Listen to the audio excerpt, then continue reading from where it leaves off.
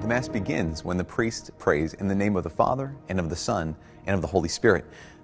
As he says this, we all make the sign of the cross. It's something you've probably done instinctively for years, but it all means something. Even the way you hold your hand means something. Now, in the West, we hold our hands like an open hand like this, because the open hand is a sign of blessing. It's a symbol of blessing. So we, in a sense, bless ourselves.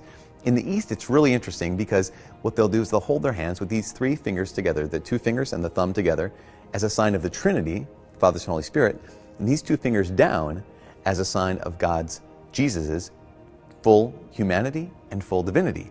Again, it all means something. When we make the sign of the cross itself, we're reminding ourselves of at least three things. The first thing, and the most obvious thing, is that God is a Trinity. So we make the sign of the cross in the name of the Father, and of the Son, and of the Holy Spirit, reminding us of this key core belief in our faith.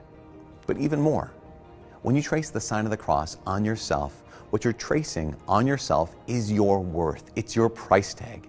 You can ask the question, how much are you worth? Are you worth $1 million? Are you worth $1 billion? Well, the sign of the cross is your price tag. It's how much you are worth. You are worth, according to God, you are worth His very life and His very death. As often as you make the sign of the cross, you're claiming your price tag. The last thing is this. So many people kind of lose their story in life. They don't know why they're here in life. They don't know the meaning of life. Well, there's this old book back in the last century called the Baltimore Catechism. And in it, it asks a couple questions. And the first question is this: who made you? Well, the answer, God made me.